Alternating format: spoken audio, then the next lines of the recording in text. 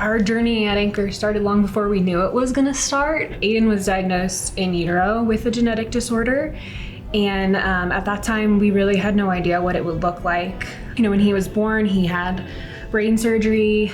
He was evaluated in the NICU and found to have some visual impairment. We did the infant toddler program. We started there. They treated him like he was their family, and they loved him so much. When Rosie was born, her brain functioning was, we were essentially like a little bit above a coma. Dr. King actually swooped into the NICU and did an eye exam. And then we started the infant program pretty soon thereafter. My name is Jennifer Taylor. I am a teacher of the visually impaired. Most of the time I'm in Lightroom, and that's where we work on a lot of different types of like vision skills, which would be like work on looking and reaching, tracking a moving object. It's a good time for me to talk to parents too about their child's visual impairment in ways they can incorporate accommodations at home and just reassure them that, you know, everything's okay. So I'm Margie Muldain. I am an ECSE, that's an early childhood special educator, and I'm one of the preschool classroom teachers and one of the infant toddler teachers. My responsibilities as a classroom teacher is really the overall well-being of every student. So the therapists come in and they're teaching a lot of specific skills. This child needs help with their pencil grasp. This child needs help with finger strength. That's going to be Gina, our OT. A certain child might need help with positioning or standing or jumping. That's our physical therapists. And we have all of our teachers for the visually impaired, and they help getting vision ready and finding perfect lighting situations.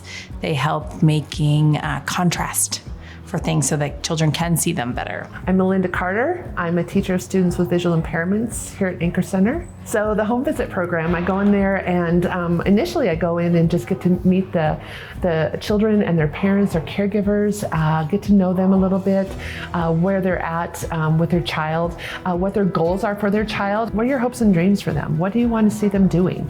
And how can I help make that happen? Also, just helping that child use their vision the best they can, and helping parents understand how to work and play with their child who has a visual impairment. That can be a little intimidating. So showing parents what they can use in the home. They may not need specialized equipment. Let's take what you have in the home and what the child's toys are and bring them to them, and let me help you understand how to play with your child and have a good time playing with your child. My perspective on what Aiden can do is the biggest change from when we walked in to now that we're heading out after graduation. When you're given medical information from doctors and experts that say, hey, this is going to be a big challenge. He may never walk. He may never talk. Walking into Anchor, that totally shifted to, let's not focus on what he can't do, but what he could do. One of the first times we were here, Mindy, one of the teachers, I was talking to her and talking about her prognosis and what we had been told, and I'm a pretty realistic about everything, and she's just kind of like, oh, never mind the doctors, like, we'll see what she does. And that gave a different kind of hope I hadn't had before. From the very first meeting we had, when we walked in, we felt so welcome. Everyone knew our name, they knew we were coming. I mean, we almost felt like little celebrities coming in the door.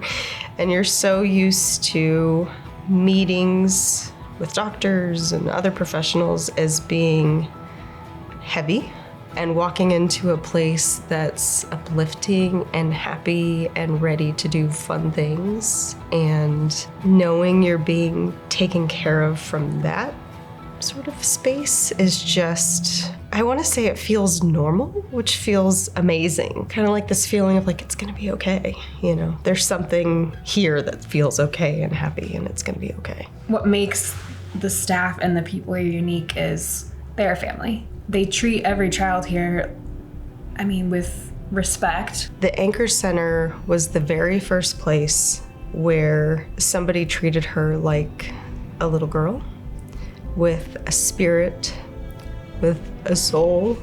I think it was the first place for us as a family where we felt hope and invite to meet that little girl, if that makes sense. To see her as that, as a person with a little personality. I just don't even know how to put into words as a parent just what this place means. My name is Rosie. It is. Maybe Mommy will take a video and send it to Daddy.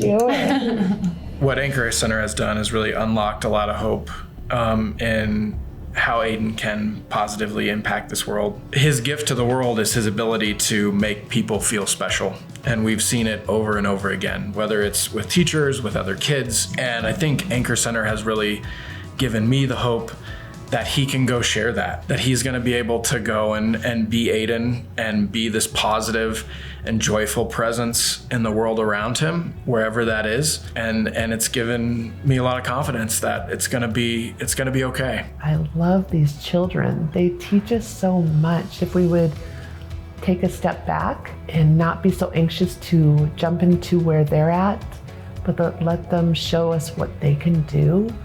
It's so amazing, and it's a lot of fun. I am fulfilled, and it brings me such joy to be with them and to help them as much as I can.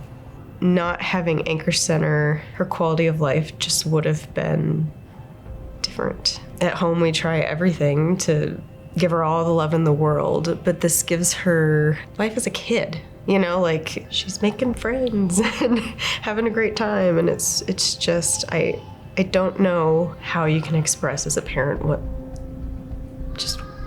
that means to us, to see her delighted and happy. It's hard to put words to something so much deeper than words. Coming here and being able to work with families as they're just beginning this journey has meant so much. Because you can truthfully and honestly tell them that beyond Anchor's walls, it's going to be okay. We're going to really miss Anchor Center. We're so grateful. Even if nothing had changed with Rosie and she hadn't blossomed into the little girl that she's blossomed into, we felt supported and cared for, and that there was a whole other group of people loving on her, not just us. But then we get this bonus of she's just flourishing.